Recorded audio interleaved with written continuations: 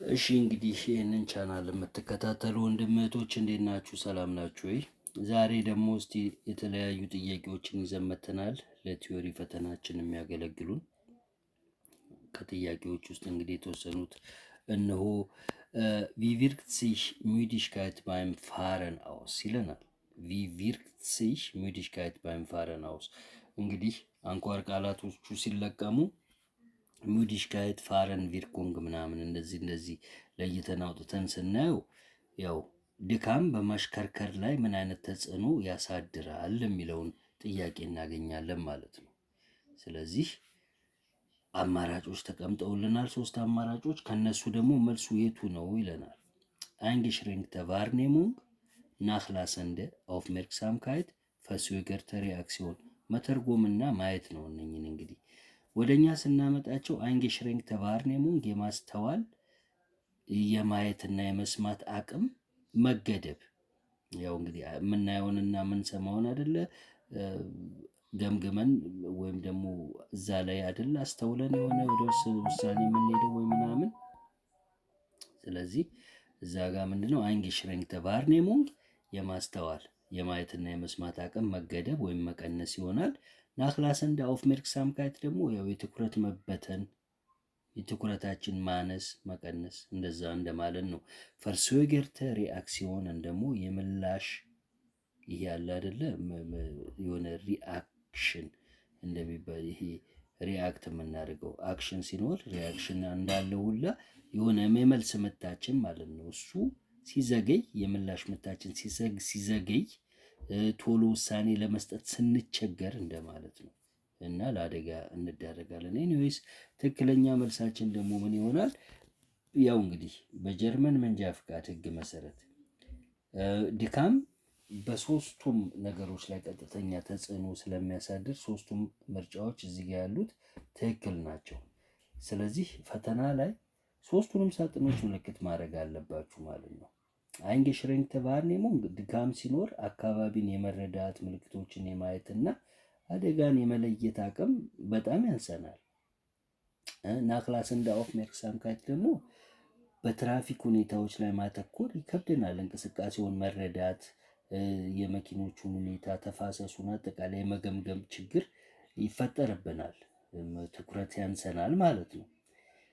verzögerte Reaktion ደግሞ ያየነውንና የተገነዘብነውን ነገር ራሱ እንግዲህ የመልስ ምት ለመስጠት ከፊት መኪና ፍሬን ሲይዝ እኛም ቶሎ ምናምን ሪያክት ካላረግን ያው ቶሎ ፍሬን ካልያዝን ምናምን ያው የሚከተለው ግልጽ ነው ማለት ነው። እግሬን ወደ ፍሬን ለመውሰድ የሚወስደው ጊዜ ከረዘምብኝ ያው እንግዲህ ሞስት ፕሮባብሊ እገጫለሁ ማለት ነው። ስለዚህ ይሄንን ይመስላል እና መልሱ ሶስቱም ነው የሚሆነው ማለት ነው በዚህ ጥያቄ መሰረት። Das sind die richtigen Antworten. እና ወደሚቀጥለው ጥያቄ ስንሄድ ደግሞ ምንድነው የሚለን? was kann aus einem zu späten Ausschalten der Geschwindigkeitsregelanlage ወይም ቴምፖማት folgen ነው። እንግዲህ ቴምፖማት ያው የፍጥነት መቆጣጠሪያ መሳሪያ ነው የተገጠመልን። ስለሱ ነው እንግዲህ ጥያቄው ባጭሩ ምንድነው? የፍጥነት መቆጣጠሪያውን ወይም ቴምፖማቱን ዘግይቶ ማጥፋት ምን አይነት መዘዝ ሊያስከትል ይችላል ነው የሚለን። ኦኬ ዘግይተን ካጠፋ ነው ምን አይነት መዘዝ ሊያስከትል ይችላል?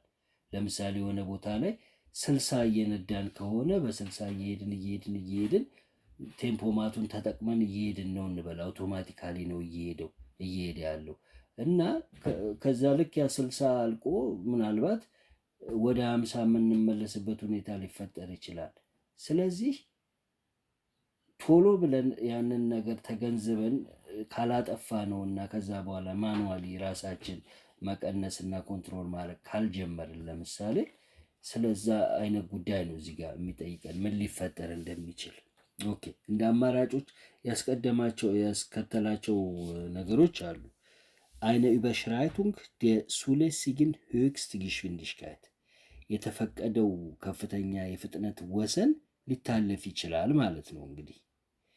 ኦኬ ሲቀጥል ደግሞ ein zu dichtes Auffahren እንግዲህ ከፊት ለፊት መኪና እየሄደ ካለ ከፊት ለፊት ላለው መኪና በጣም ቀርበን ስንነዳ በቂ ርቀት ላናደርግ እንችላለን። ይሄ ሁል ጊዜ አድርጉ እንደምንባለው ሲሸራይት አብሽታንድ ያዙ የምንባለውን ያንን ሲሸራይት አብሽታንድ ላንይዝ እንችላለን። በጣም ቀርበን መኪናው ልንከተል እንችላለን፣ ከፊት ያለውን ማለት ነው።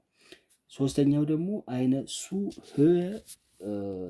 ኩርቭንግሽቪንዲሽካይት ሱ ኩርቭንግሽቪንዲሽካይት እንግዲህ በከፍተኛ ፍጥነት ወደ ኩርቫ ውስጥ መታጠፊያ ውስጥ ልንገባ እንችላለን ማለት ነው። ያ ደግሞ ከመስመራችን ሊያስወጣን ይችላል፣ አደጋ ሊያስፈጥር ይችላል። በአጭሩ ለዚህ እነኚህ ሶስቱም መልስ ናቸው ማለት ነው። ሶስቱም ነገሮች መልስ ናቸው። ምክንያቱም የፍጥነት መቆጣጠሪያውን ቴምፖማት መኪናው እኛ የወሰንለትን ፍጥነት በቋሚነት እንዲጠብቅ የሚያደርግ ስርዓት ማለት ነው። ያንኑ ይዞ ነው የሚሄደው እና ይህንን በሰዓቱ ካላጠፋን፣ ዘግይተን ካጠፋን የፍጥነት ወሰን ማለፍም ይሁን ከፊት ላለው መኪና በጣም መቅረብ የሚሆን ወይም ደግሞ በከፍተኛ ፍጥነት ኩርቫ ውስጥ መግባት ሊከሰቱ የሚችሉ ነገሮች ናቸውና ሶስቱም መልስ ይሆናሉ ማለት ነው።